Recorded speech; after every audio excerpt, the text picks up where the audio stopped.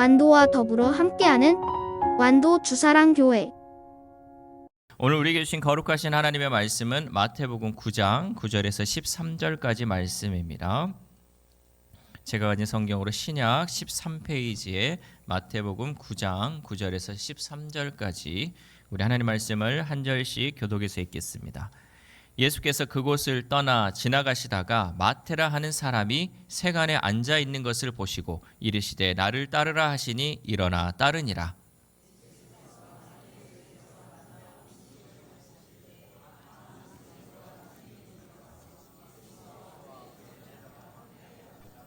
바리새인들이 보고 그의 제자들에게 이르되 어찌하여 너의 선생은 세리와 죄인들과 함께 잡수시느냐.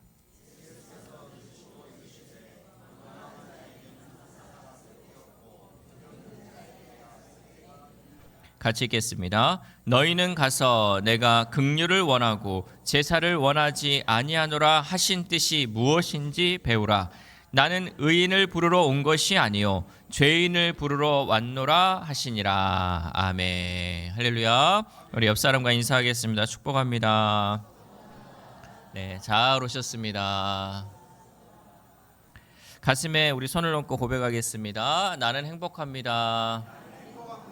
나는 잘 되고 있습니다.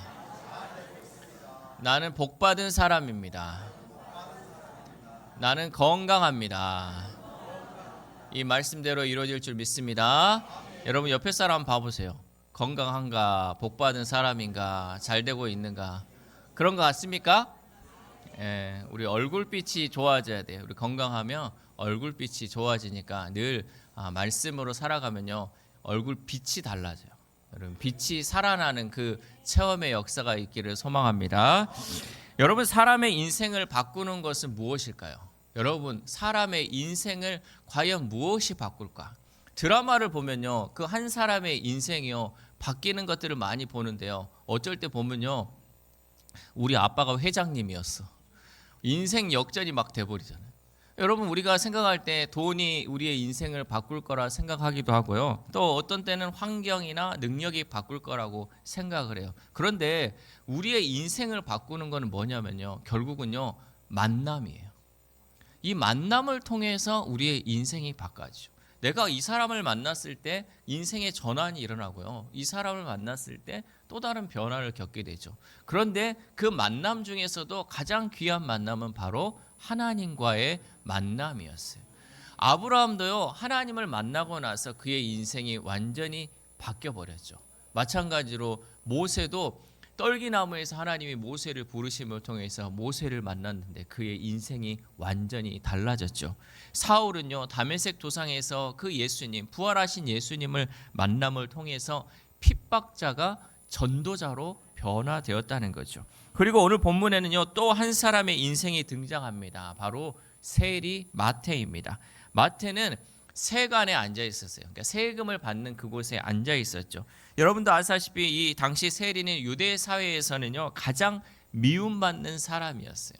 동족의 피를 빼먹는 사람, 죄인, 또 정말 파렴치한 사람을 이 세리라고 여겼죠. 사람들은 세리를 죄인이라고 불렀고 경건한 사람들은요 그 세리들을 가까이 하는 것조차 꺼려 했다는 거죠. 그런데 오늘날 예수님께서 이 세관에 앉아있던 마태를 찾아오셨죠. 그리고 한마디를 말씀하십니다. 나를 따르라. 이 한마디를 하셔요. 그 말씀을 들은 마태는 일어나서 예수님을 따라가죠. 참 짧은 장면이지만 이 짧은 장면 안에는 제자의 삶이 무엇인지 그리고 신앙생활이 무엇인지가 담겨 있습니다. 특별히 오늘 말씀을 통해서 예수님을 따르는 삶은 무엇인지 우리 말씀을 통해서 함께 은혜 받기를 소망합니다. 첫 번째로는 예수님을 따르는 삶은 부르심 앞에 일어나 순종하는 삶입니다. 마태복음 9장 9절 말씀 시작. 예수께서 그곳을 떠나 지나가시다가 마테라 하는 사람이 세간에 앉아 있는 것을 보시고 이르시되 나를 따르라 하시니 일어나 따르니라. 아멘. 우리는 이 말씀을 자주 읽고 자주 보았어요. 그런데 이 말씀을 보다가 우리가 자주 또 정말 놓쳤던 단어가 있는데 그거는 무슨 단어냐면 보시고라는 단어예요. 예수님은요 한 사람 마태를 보셨어요. 사람들은 마태를 어떻게 봤냐? 마태를 세리로 봤고요, 죄인으로 봤어요. 그런데 예수님은 마태를 보셨다라는 거죠. 예수님은 지금 과거의 마태, 지금 세간에 앉아있는 이 세리로서의 마태를 본 것이 아니라 마태의 미래를 보고 마태에게 다가가셨다는 거죠. 사람들이 죄인을 보고 있을 때 예수님은 그 사람을 보고 제자로 보셨어요. 사람들은요, 실패를 보고 있을 때 예수님은 사명을 보셨다라는 거죠. 그래서 예수님은 마태를 향해서 나를 따르라 라고 말씀하셨습니다. 이렇게 예수님은 우리의 과거를 들추지 않으시고 우리가 해야 할 사명을 말씀하시죠. 사실 사탄은 늘 우리의 과거를 들추어냅니다. 네가 어떤 사람인지 네가 몰라? 네가 그러고도 할 수 있겠어? 너는 실패했고 너는 자격이 없어. 네 자신을 봐봐. 과거에 네가 어떤 사람이었어? 계속해서 우리의 과거를 들추고 있죠. 그러나 예수님은 우리의 과거보다 미래의 가능성을 보십니다. 하나님은 지금도요, 우리가 앞으로 어떻게 할지를 바라보고 계시며 말씀하며 우리를 부르신다라는 것이죠. 그래서 죄보다 은혜를 보시고 실패보다 회복을 보시는 줄 믿습니다. 알다시피 우리가 여러분, 모세라는 사람이요, 모세가 출애굽을 역사를 이끌었던 지도자였잖아요. 그런데 그의 과거가 어떤 사람인지 여러분 아십니까? 그는요, 과거에 살인자였어요. 사람을 때려 죽인 사람이 바로 모세였습니다. 이 모세였던, 실패자였던, 살인자였던 모세를요, 하나님은 부르셨죠. 그 부르시고 장차 이 모세가 앞으로 출애굽을 이끌 지도자로 바라보시고 그 모세에게 사명을 주시고 사용하셨다라는 거죠. 사사기에 나오는 기드온은 어떻습니까? 여러분, 기드온이요, 용사였지만요, 과거에 처음 하나님이 그 기드온을 찾아갔을 때 그 모습은요, 겁쟁이였어요. 숨어 있었어요. 얼마나 겁이 많았는가? 포도주 그 술을 짜는 그 틀에 숨어 가지고 있었던 사람이 이 기드온이었어요. 그런데 하나님은 이 기드온을 겁쟁이로 바라보지 아니하시고 큰 용사여라고 말씀하시며 이 기드온을 불러주셨다라는 거죠.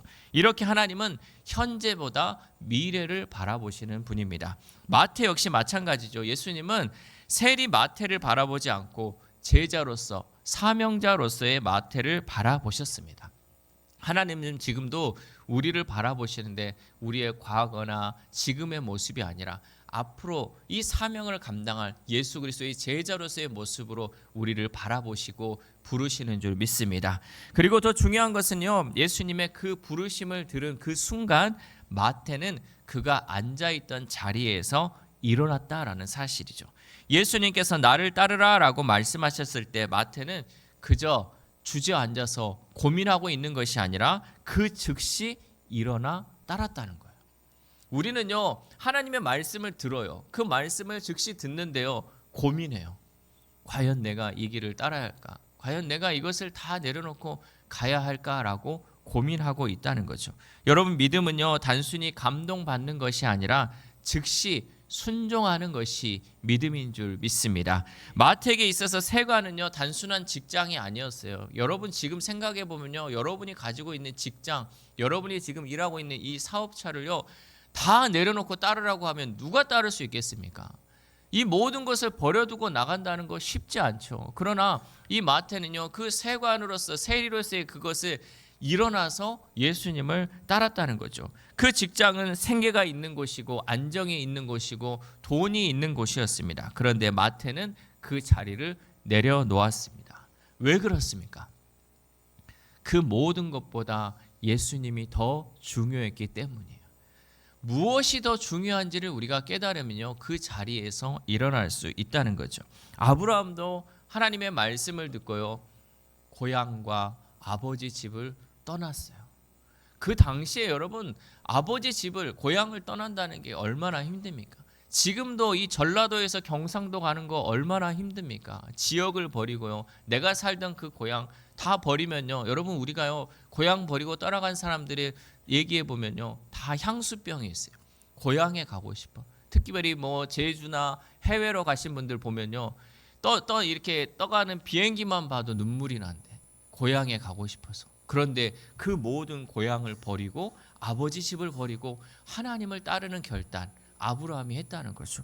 베드로는 어떻습니까? 베드로는요, 예수님이 부르셨을 때 그가 가지고 있던 그물을 버리고 배를 버리고 다 버리고 예수님을 쫓았다는 거죠. 엘리사는 어떻습니까? 엘리사는 농사 짓고 있다가 엘리야를 만났는데요, 자기가 농사 짓던 그 농사 기구를 불태우고요, 그 길을 가던 그 소 쟁기질하던 그 소를요 번제로 드리고 이 엘리사가 엘리야를 따랐다는 거죠. 이렇게 참된 제자는 주님의 부르심 앞에서 즉시 순종하여 일어나는 사람인 줄 믿습니다. 오늘도 주님은 우리에게 말씀하십니다. 나를 따르라 라고 말씀하시죠. 특별히 우리는 기도의 자리로 일어나야 합니다. 나를 따르라고 했으면 여러분 우리는 기도해야 한다는 거죠. 또 순종의 자리, 용서의 자리, 사명의 자리로 일어나야 할 줄 믿습니다. 그러므로 우리는 예수님을 따르는 삶을 살기 위하여 예수님의 부르심에 즉각 순종하며 자신이 있는 곳에서 주저하지 않고 일어나는 사람이 될 수 있기를 소망합니다. 두 번째, 예수님을 따르는 삶은 주님의 마음을 배우는 삶입니다. 마태복음 9장 10절 말씀 시작. 예수께서 마태의 집에서 앉아 음식을 잡수실 때에 많은 세리와 죄인들이 와서 예수와 그의 제자들과 함께 앉았더니 아멘. 마태가 예수님을 만나고요, 잔치를 열었어요. 이 잔치를 열어서요, 그 주변에 있는 친구들을 초대했는데요, 그 초대한 사람들이 누군지 아십니까? 그 초대한 사람들이요, 자기와 함께 일을 했던 이 세리들이었어요. 세리들을 불렀다는 거죠. 자기의 친구들을 불렀어요. 사람들이 외면하고 죄인으로 취급했던 그 친구들을 불렀어요. 마태는 예수님을 만나자 가장 먼저 자기와 가장 가까운 사람들을 불렀다는 거죠. 왜냐하면요, 자신이 받은 은혜를 그들도 누리기를 원했기 때문이에요. 여러분, 우리가 좋은 거 있으면 누구를 찾아갑니까?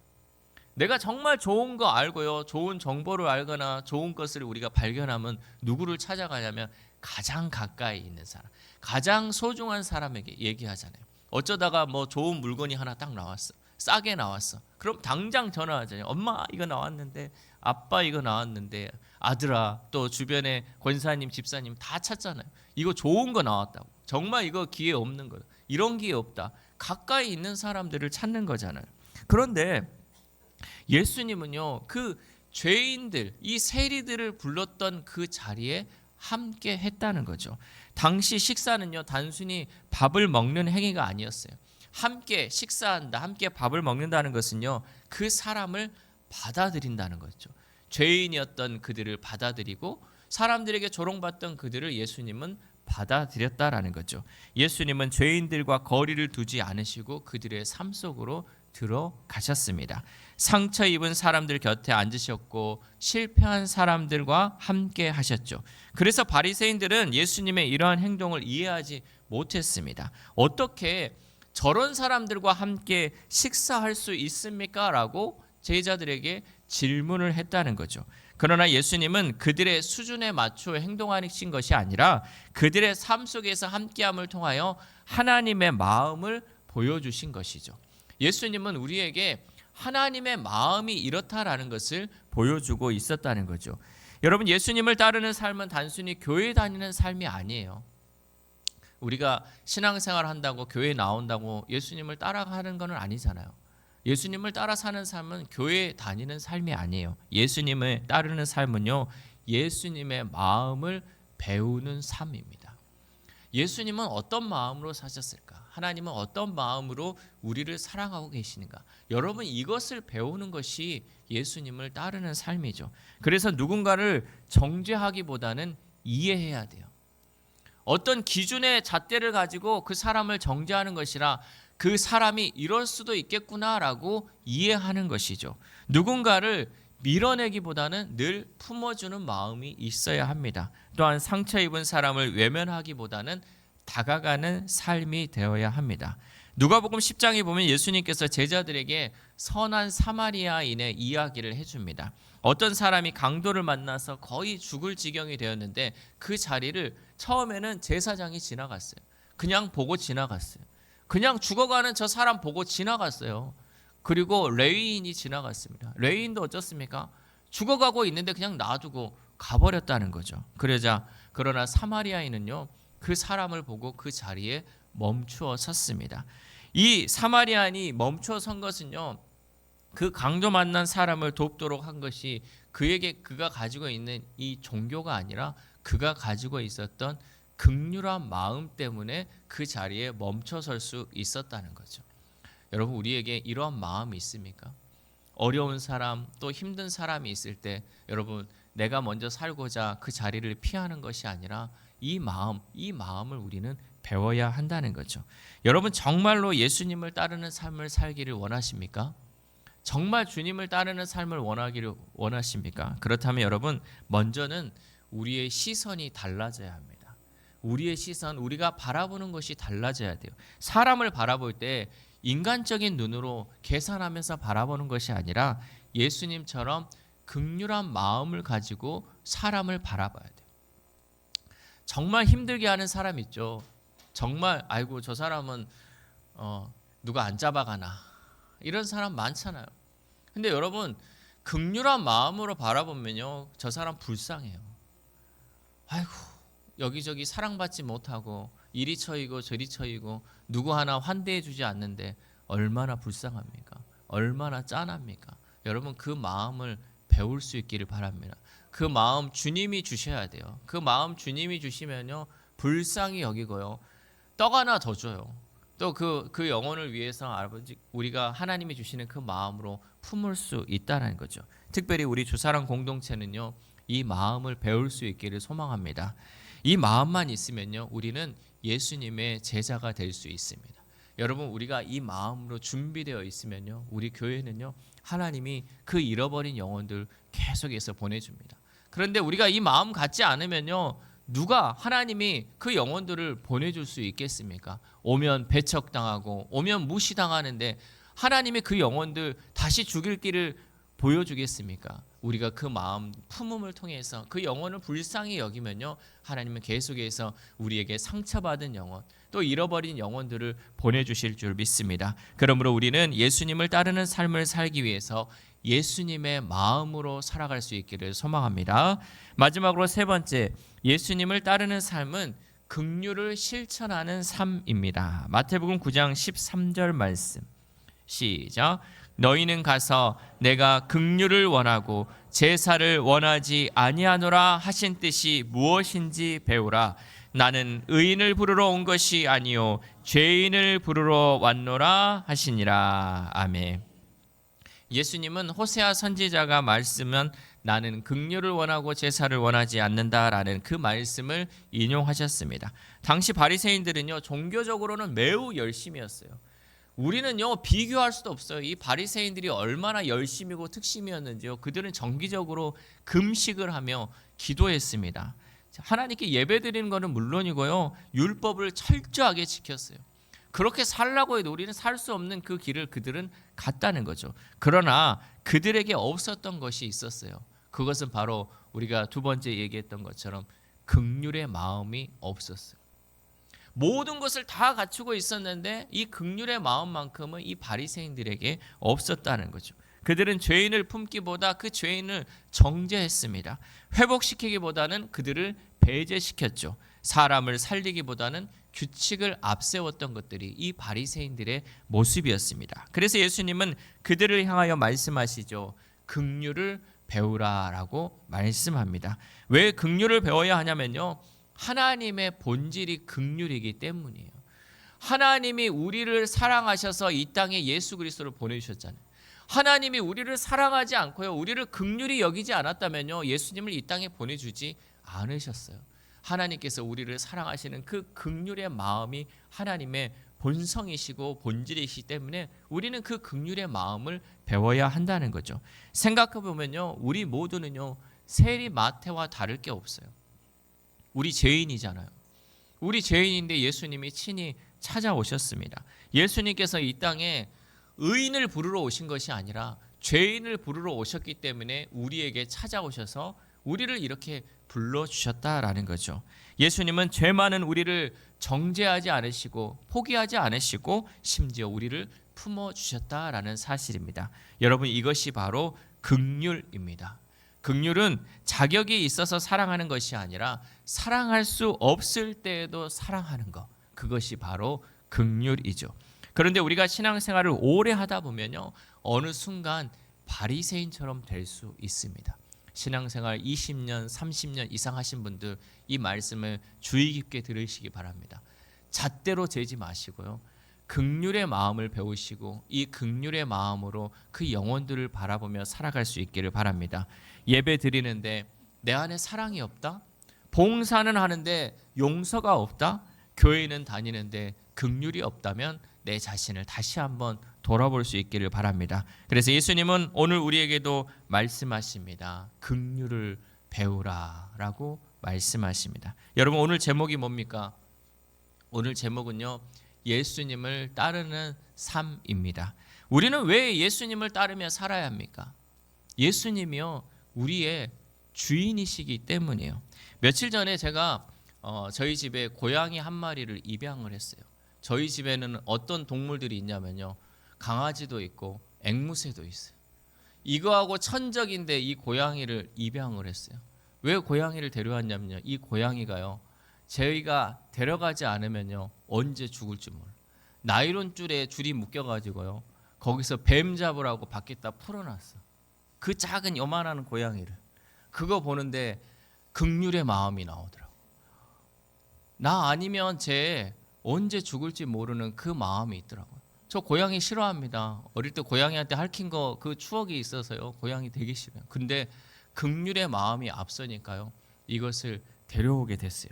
그런데 이 일을 겪고 나서 깨달은 것이 있어요. 개나 고양이나 다른 동물들요, 주인 잘 만나야 돼요.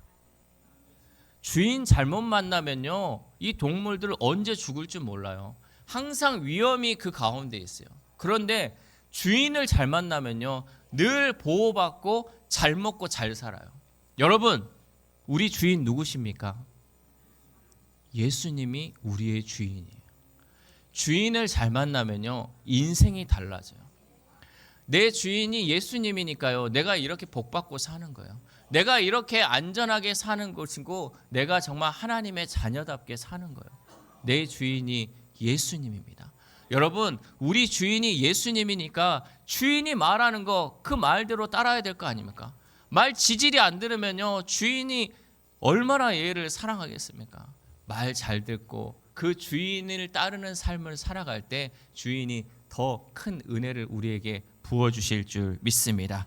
특별히 오늘 본문처럼 마태가 비록 세리였고요, 자격도 없었지만 예수님을 따르고 난 후에 그의 인생이 완전히 달라졌어요.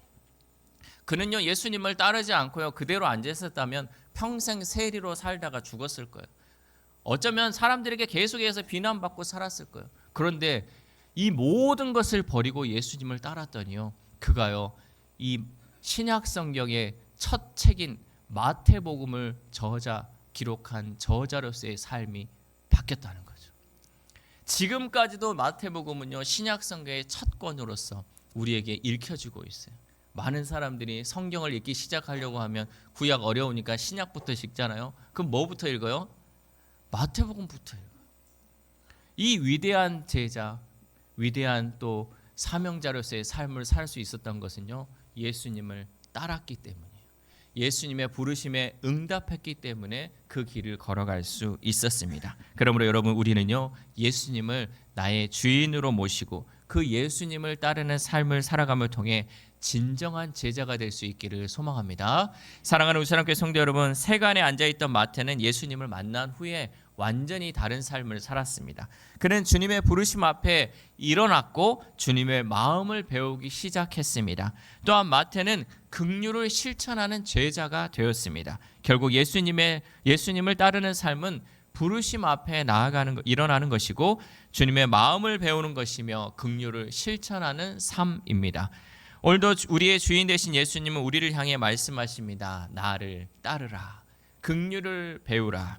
그러므로 우리는 이 부르심 앞에 마태처럼 일어나고 예수님의 마음을 배우고 긍휼을 실천하며 살아가므로 참된 제자의 삶을 살아가는 저 여러분 되시기를 주님의 이름으로 소망합니다. 기도하겠습니다. 하나님 감사합니다. 오늘 세리 마태를 부르시는 주님의 음성을 통하여 우리를 향한 주님의 사랑과 은혜를 다시금 깨닫게 하시니 감사를 드립니다.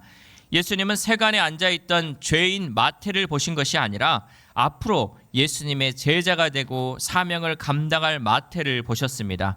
이와 동일하게 오늘도 예수님은 우리를 보시고 찾아와 주시며 나를 따르라 라고 말씀하시니 그 부르심 앞에 즉시 일어나 주의 일 감당하는 참된 제자로서의 삶을 살아가도록 도와주시옵소서. 특별히 우리가 주님을 따른다고 하면서 익숙함에 머무르지 않게 하시고 평안함에 안주하지 않게 하시고 말씀하시면 즉시 순종하며 나아가는 믿음을 허락하여 주옵소서.